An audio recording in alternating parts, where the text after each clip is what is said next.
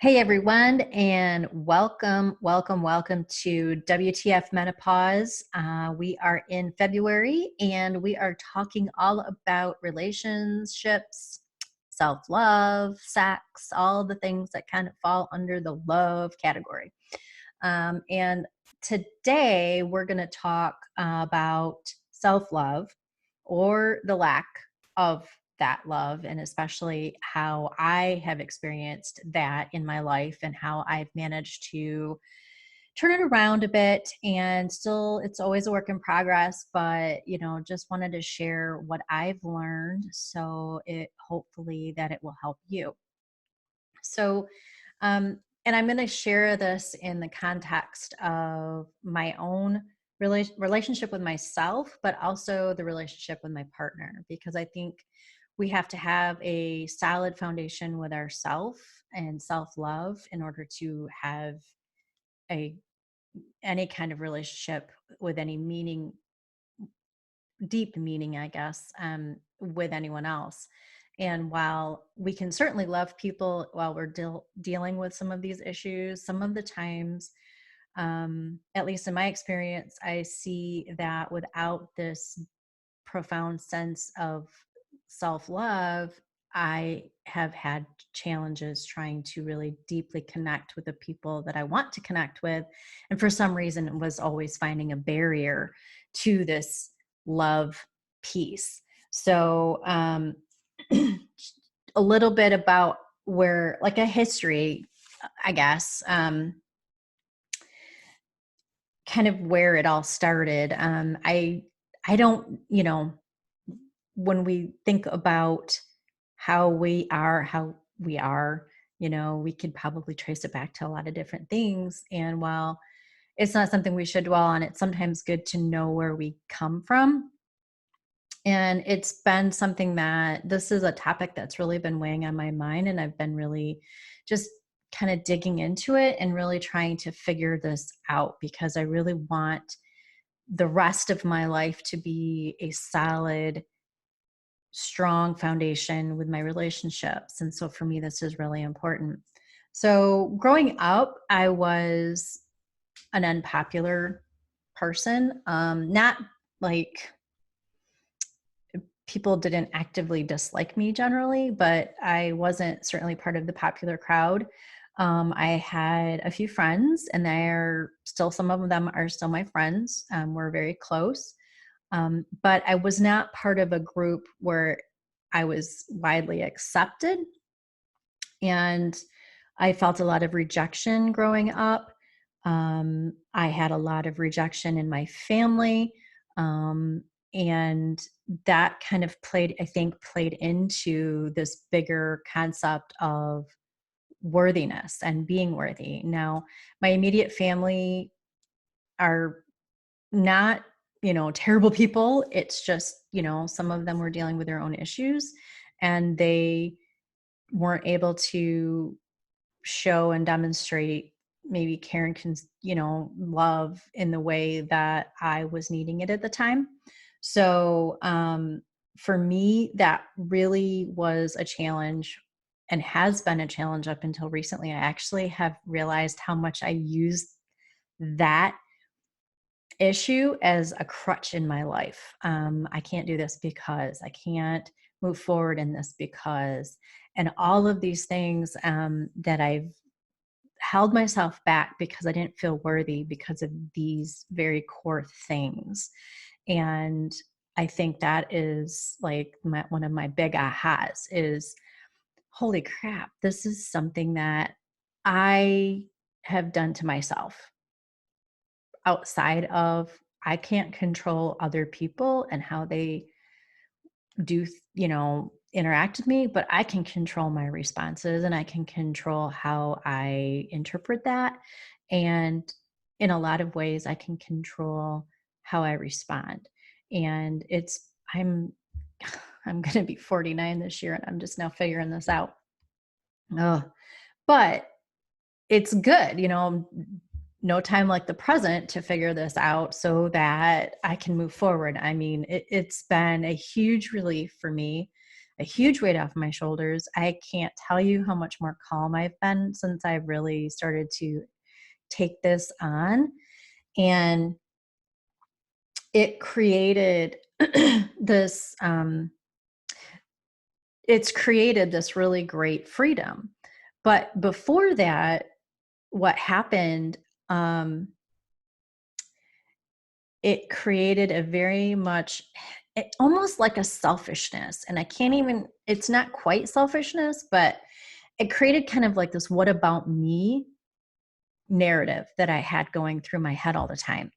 Like anytime anything would happen and um, somebody would do something that I perceived as being left out, I would immediately take that on as a personal thing that what about me? Why, what am I not worthy? Am I not okay? What's wrong with me? What's the problem here? Why can't I be part of this? It really created that disconnect. And I started to pull away because it was easier to pull away than it was to try to keep going. It created this underlying feeling of not being safe, and to be safe around people that I should feel safe around. But it created this disconnect. And then it eventually, what happened because of that feeling of not being safe, not being worthy, worrying about missing out, and all these things, it ended up creating a situation where I got involved with someone who turned physical, into a physically a bad situation, and it was a safety issue there. Um, so that became a bigger part of the problem. Then now that's compounded, right?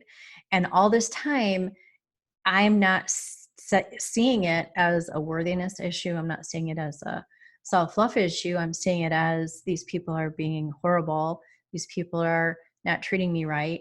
What's wrong with me, or what's wrong with them? I mean, there's just all these things you can go through. And I'm not victim blaming. I am not victim blaming. I know that there's there's a lot of people out there doing that, and that's not at all. I'm only sharing that it was a situation that helped the other person, helped him kill my self-esteem, so that I didn't feel like I was worth fighting for myself. Um, and that is definitely an abusive behavior. And I eventually was able to pull myself out of that with a lot of help from friends and family. So I was able to eventually come to that self-worth, at least enough to get out. And part of it had to do with the fact that my kids were involved, and there was no way I was going to let them become part of that. So I made sure that I protected them, and in the process protected myself. I guess that's kind of a mom move, where you sometimes will move mountains where for your kids, where you won't necessarily move them for yourself.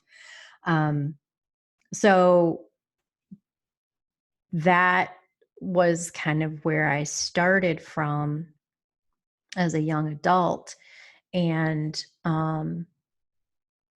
when I came into my now current marriage, we've been together, like if you've been listening for any length of time, we've been together for 20 years. But that doesn't mean it was easy. That doesn't mean it was walk in the park. The first 5 years were literally hell. Um, and a lot of it had to do, not just me, but some of it definitely was my baggage, my self-worth, my our lack of self-worth. Um, I brought a lot of that into the relationship, because anytime anything happened, it was always through the filter of, what about me? And I'm not worthy, and I'm not enough. And again, it's still, I felt I was just being selfish. And it really isn't a selfishness as much as it is a feeling of trying to find that safety, trying to find that solid footing, and trying to feel like somebody that somebody cares, even though I have my partner standing in front of me telling me he cares, he's here, he's not going anywhere, and all that stuff. I didn't believe him. I couldn't believe it because I couldn't believe in myself, and I couldn't believe in my own worth to this relationship. So how we managed to survive this, I honestly don't know, other than stubbornness on both of our parts. But it really created a divide between him and myself, because he wanted to assure me that everything was going fine, and that, he was here for the long haul, and I kept finding ways to push and wedge and keep from having that really close, deep relationship, because I just knew that the next fight was going to be the time he left, or it was going to be the time he decided to take a swing, or it was going to be, I had all these things going through my head that I didn't always know, like right up at the front, trying to figure that out. I didn't really necessarily consciously know that that was what I was thinking. It was more of like a gut level feeling. And every time we would get into an argument, like, oh, my stomach would just drop out. Like it would, like a cavern would be going into the pit of my stomach, because that's it. That we must be, this must be it. And can you imagine doing this for that long? I mean, I don't know how I managed it, other, again, like out of pure stubbornness. But then then, to make it even easier and more exciting, perimenopause hit, and that created like even bigger shifts in swings of feeling like I was not worthy. And that was my basic go-to. When my moods would flash, I would go into this protective mode, this what about me mode, this kind of self-preservation, because that was all I could do. And without even realizing what I was doing.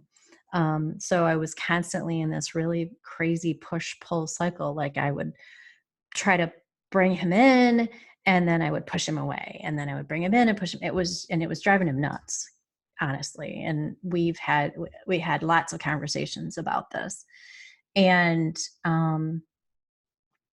it wasn't until I started really doing that internal work that we all hate to do, but we really need to do. Um, it created an understanding for me. I started to think. First, it started really small, though, because it wasn't like I jumped in and all of a sudden I had this enlightenment. It was like, you know what? I want to try to be consciously aware and present with him. So I'm going to do something that will help create that. So I talked with him, and we have a couple of things that I do at night. I help him, like, kind of arrange his evening at night, so that it helps him. It gives me the feeling of helping him and being giving towards him, because that was something that I'm not, because I pull away, I'm not good at with him.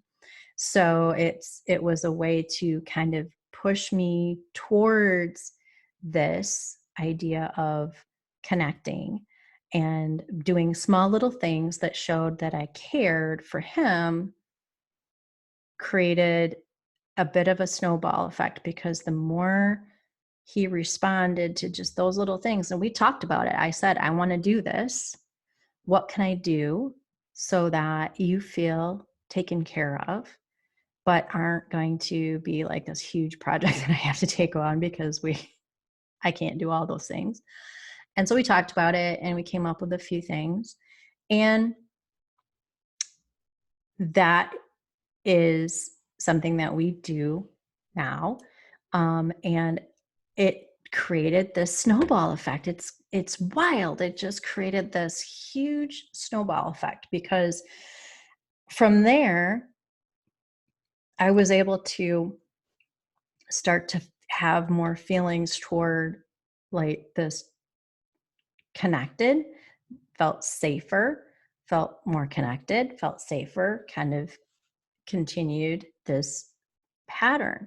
And then I had a few uh, epiphanies, essentially. I've started my own morning practices that have created these really wonderful quiet times in the morning. And those have really great created this space for me to hear myself, to hear my internal wisdom, my internal space, to hear that it's really me I have to work on first. And we all know this, right? Like up here we know it. It's in there. We know we're supposed to take care of ourselves. We're not supposed to love ourselves. We know we're supposed to do all these things, but we don't actually, some of us really struggle with getting to that point where we actually deeply understand what that means. And so for me, it created this holy crap moment where I was like, I didn't even realize all these things that I mentioned before, these past issues were creating such a huge roadblock in my life. It's keeping, essentially, I was a castle with a moat and everybody else had to stay on the outside. And um, I just I couldn't believe how much that mattered and how much just doing these practices in the morning, creating these moments with my husband so that we could connect. And now, like, we're doing other little things, and it's just creating this little weave of connection, this, interconnected thing that is so profound and so exciting, so connecting. And but I had to start with me. I had to start understanding that I needed to feel safe. And safe doesn't necessarily mean physical space. Like, I'm in my home and I feel safe, but like safe to express yourself, safe to feel able to put yourself out there and be vulnerable and really truly put out that communication. Like we've talked about in our other episodes, we talk about communication, and this is a big part of it. If you're not feeling safe in yourself and in your own body, you're not going to be able to communicate with other people because you're going to feel like there's a reason you feel held back, and that's that safety issue. And there's one thing I learned, and I'll share with you before we go, and you can use this to kind of check in and see if this is somewhere, in your body, and if you need to work on this, it'll help get you to that point, because this is foundational. We can talk about, communicating with your partner when it comes to having a great relationship, when it comes to having great sex, when it comes to having, self-confidence, when it comes to all these things. But if you're not in this place of safety, you're not gonna get to these other places. So this is an exercise that I've learned, and I do this in the morning, especially when I'm feeling anxious or having a bout of like nerves for whatever reason. It's the ones that I can't explain, like not, on stage jitters or something like that. But all of a sudden it just kind of hits you, and you have to kind of sit back and go, wait a minute, what's going on? Why is this happening? And I feel it in the pit of my stomach. Like I feel like my stomach just turns into one big ball of knots and butterflies and everything in between, and it's no fun. So sitting quietly without any distractions, hopefully, right? Um, and just take a minute to breathe for about 5 minutes, just deep breathing for a good 5 minutes, in and out slowly, not hyperventilating, and do like a body scan, they call it. So you check in, with the top of your head, and you go down to your chest, and then you go into your stomach and legs and feet, and different major parts of your body. And as you're doing this, you go, I am safe. And you wait for the response. You don't have to touch yourself, but I kind of have visuals here. For those of you who are listening, I'm touching my head. Anyway, so you start with the top of your head and you say, I'm safe. And then you move to your throat, and I am safe. And you wait each time, and you listen to your body, and you check in, you see if there's tension in those places. And if they are, then you focus on releasing that tension. And that is really, truly just taking that tension and imagining it dissipating. And you can do this, and you can, there's different ways to do that, but that's one of the easiest ways, is to just imagine that it's just slowly dissipating, and you can release some of that tension, and then you can start to relax, and then you start to really deeply feel that you're safe in your body. And that is going to create a shift in your whole day, because if you aren't a bundle of nerves, and if you aren't a bundle of nerves, you're going to end up having a better day, period. Plus, when you're checking in, you can ask those places in your body and say, hey, what's going on here? And, help me figure this out. Help me enlighten me, and listen. You'll be surprised. You'll see a picture, or you'll hear something. Your inner voice will say something that will give you a clue as to what is happening. And it may not happen immediately, but if you keep practicing this, it will happen. And you'll find that it gets easier and easier to check in and find that constant safety zone. And you'll be able to, we're not going to live in that place all the time. So when we do get into that space where we're kind of frenetic, we can check in, and we can just take a minute and calm ourselves down, and check in and see what's happening, what's really going on underneath all of that anxiety, under that, anger, or the mood swing, or the other pieces of the puzzle, pieces that are going on in our emotional soup that is our hormones. So, but that self-love has to come first. Then you can build from there, and small steps. And sometimes it takes a different route than you expect, but look for, if that's what you're wanting, if you're wanting to find that comfort, if you're wanting to find that safety and that peace, look for the small things that you can do to connect to yourself and to those that you're really wanting to deeply connect with. And just look for little ways to keep that needle moving forward, so that you can have that fulfilling life, because nobody wants to go through the last 20, 30 years hiding and pulling away. That is not my idea of a good time. I think having those deep connections, having that relationship, whatever, with family, friends, is absolutely vital as we go into this next phase of life. It's so important. I hope that this has helped you. Let me know. Shoot me an email at traci@tracijoseph.com. Love to hear if this helped you. And if you have any thoughts and suggestions on any other shows, I would welcome any of those. Have a wonderful day. Happy February, middle of February.